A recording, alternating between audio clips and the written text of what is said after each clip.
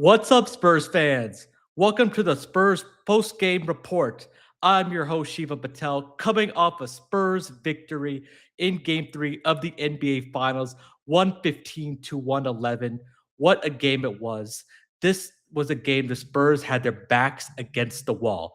They were down 0-2 after losing the first two games at home, coming to New York with the crowd wild, all the celebrities in the front row. Spurs really responded and they played their brand of basketball. And that was the reason why they were able to get the 115 to 111 win. They were led by Wemby, who had an amazing game.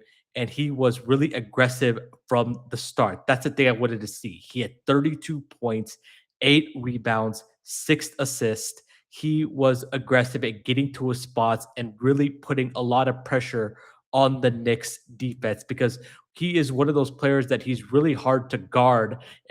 But when he just stands by the 3-point line, he makes it easier to guard. So he did a great job of mixing it up, going in the paint, shooting threes, making it tough for him to be defended against. Also, Stephon Castle had a really important game too. He was really good on both sides of the floor, 23 points. He had a huge three at the end with under 2 minutes left. He also hit two clutch free throws to seal the victory for the Spurs when things were getting a little dicey after the Knicks made a three to cut it to a 1 point game. But just in general as well, Fox, who's really struggled this series, but it's hard to blame him because he's been dealing with the high ankle sprain since the second round of the playoffs against the Minnesota Timberwolves. He was making more shots today than he was doing in the past. He did have 12 points, but he made some crucial shots down the stretch because he did win the Clutch Player of the Year award. So props to Fox because he's a veteran that the Spurs looked for, that he can create both his own shot and also facilitate. I was also really impressed by the Spurs' physicality. You could tell that they were the aggressor from the beginning of the game. I really liked that they jumped out to an early lead, something that they did not do in game 1 and 2, and really made the Knicks play from behind. And they played really good basketball for 3 quarters. The second quarter, the Knicks were hot and were able to get a little bit of a lead, as well as the third quarter, but they stayed composed during all the Knicks runs when the crowd was getting absolutely nuts. They stayed poised, stuck to their game plan, and really brought a physical brand of basketball, especially on Jalen Brunson. They were beating him up, hitting him legally.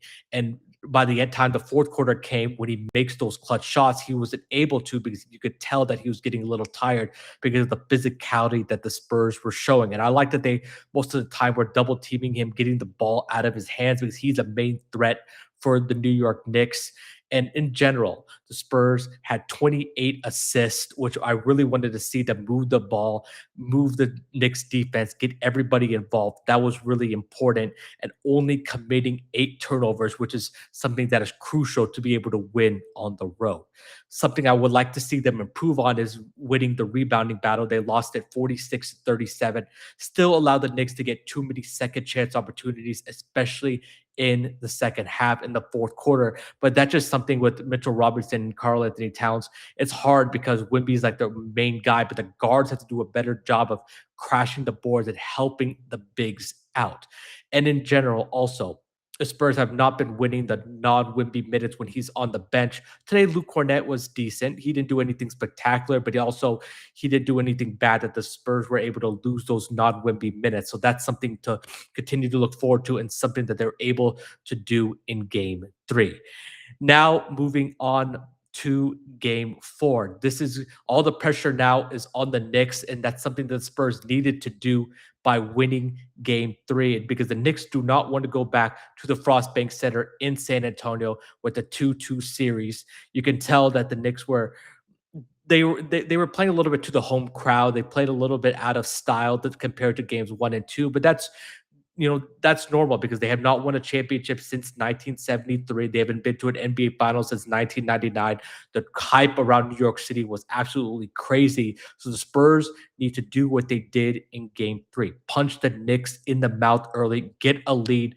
I would like to see us shoot the ball a little bit better from the outside. Harper, who also had a really good game, he didn't make his outside shots. I believe he was 1 of 8, but I like that he was able to get to his spots in the rim. Champagne made a couple of huge threes. The Spurs role players need to continue to produce because all the attention is going to be on Wemby And those guys like Stephon Castle, Dylan Harper, Champagne, Keldon Johnson, Luke Cornett need to continue to fill in their roles and play well. But overall, much needed win for the Spurs. They finally got some momentum in the series. Let's see if they can carry it on to game four. Cannot wait. It is tomorrow night back at MSG.